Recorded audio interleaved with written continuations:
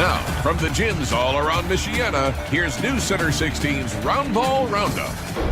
Good evening, everyone, and welcome into another edition of Roundball Roundup. I'm Alex Wilcox. And I'm Mark Skoll Jr. It's March 1st, which means March Madness is officially here. We've got 11 games for you in total, including sectional semis in Indiana, as well as 4 district title games in Michigan. But let's start things off in the Hoosier State. Yeah, that's right. We start at Penn High School for the 4A sectional semifinals between the host Kingsmen and the LaPorte Slicers. We start in the first quarter, LaPorte up 13-12, but they turn it over off the inbounds. Keegan Hoskins tips it to Drew Lutz. Lutz lays it in. Lutz hit the 1,000 career point mark tonight, just the 7th Kingsman to ever do so. His bucket gives his team the 1-point lead. Congrats to Drew. Final minute of the quarter, Slicers down 1. Garrett Ott-Large knocks down the 3, and LaPorte retakes the lead 18-17.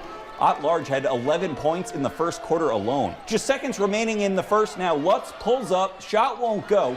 Carter Hickey comes up with it, then loses it, then throws it up at the buzzer and in. What a play by the junior.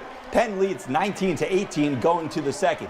In the second quarter now, Noah Applegate picks off the pass, chucks it up court to Bo Ludwig, back to Applegate for the flush. Penn keeps rolling 78-52 over LaPorte. In the other Penn semifinal, it's a battle of South Bend schools. Clay taking on Adams for a spot in the sectional title game. Third quarter, Adams up 38-31. Charles Worsham Euro step to the hoop for 2, and the Eagles take the 9-point lead. Under a minute to go in the quarter. Adams up 42-37. Worsham hits Tavon Columbus in the corner. He knocks down the 3. Eagles up to the fourth, up by 10. Clay trying to make this a game in the fourth off the inbounds. Josh Black gets the bucket to fall down low. That pulls the Colonials within single digits, but Adams clamped down on defense. Quintez Columbus comes up with the loose ball, and he does the rest himself. Gets the hoop and the harm. Adams survives and advances 67-49 over Clay. So that means it will be Adams and Penn playing for the sectional championship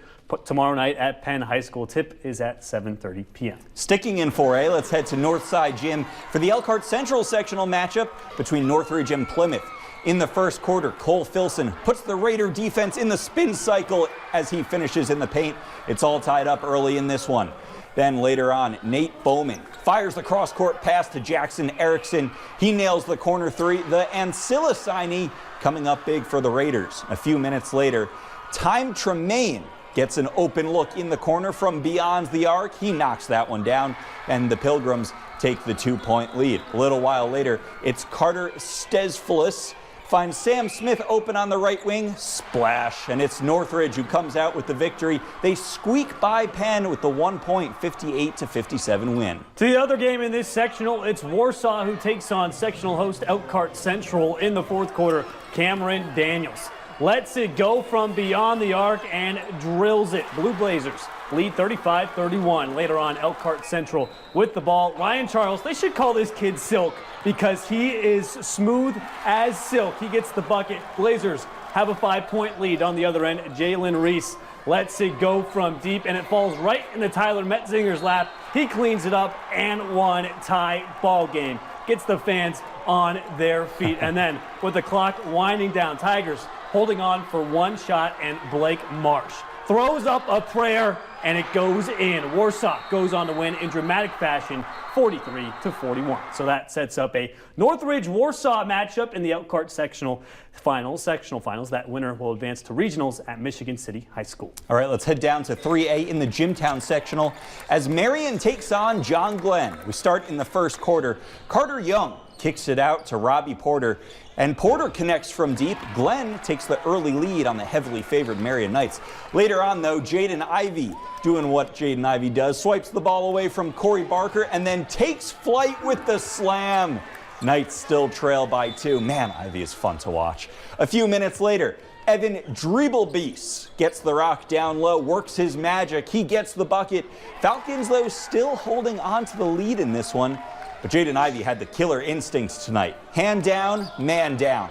Ivey nails the 3 as time expires as Marion takes down Glenn 60-38 in the sectional semis. On the other side of the bracket, South Bend, Washington goes head-to-head with the defending state champs, Culver Academy. We pick things up in the second half. Ethan Brittenwatt's shot is off the mark, but Trey Galloway is there to clean up the mess. Eagles lead 40-25. On the other end, Daquan Jennings drives into the middle of traffic and gets the bucket and the bump. Panthers down by 13. Later on, it's Jennings again, this time on the fast break. He drops it in, and Washington continues to narrow the deficit, but the defending state champs are the defending state champs for a reason. Ethan Britton-Watts drives inside and gets the basket and the foul as Culver Academy goes on to win 76-60. So that sets up a big-time showdown tomorrow night between the defending state champion Culver Academy Eagles and the Marion Knights. Now, Marion came back to beat Culver Academy by a single point back in December,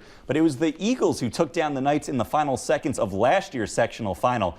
Oh, it's going to be a good one. Tip-off is at 7:30 p.m. Elsewhere in 3A, the Wawasee sectional, Tippy Valley tops Northwood 45-41. They will play the hosts tomorrow in the sectional title game as Wawasee takes down West Noble 65-43. Tip-off between Tippy Valley and Wawasee is at 7:30 p.m. And in the 2A Westview sectional, Westview is moving on to the sectional championship after taking down Whitco 60-40, while Prairie Heights ended LaVille's season tonight with the 74-60 victory. That means it's Westview going toe-to-toe with the Prairie Heights in the sectional championship. All right, to the 1A sectional in Fremont, a tough night for Bethany Christian, the team's first game since the death of their captain, Keyshawn Smith. We go to the first quarter in this one. Bruins trailing by 2. Beck Willems gets it at the top of the arc. He drains the 3. Bethany Christian takes the 1-point lead early in this one. We go to the second quarter now. It's Willems again, this time from the corner.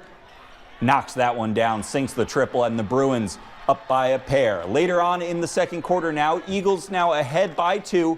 Fremont for 3, it's off the mark, but Tanner Benfeld is right there for the rebound. He puts it up himself for the layup. The Fremont Eagles get the win over Bethany Christian, 51-39.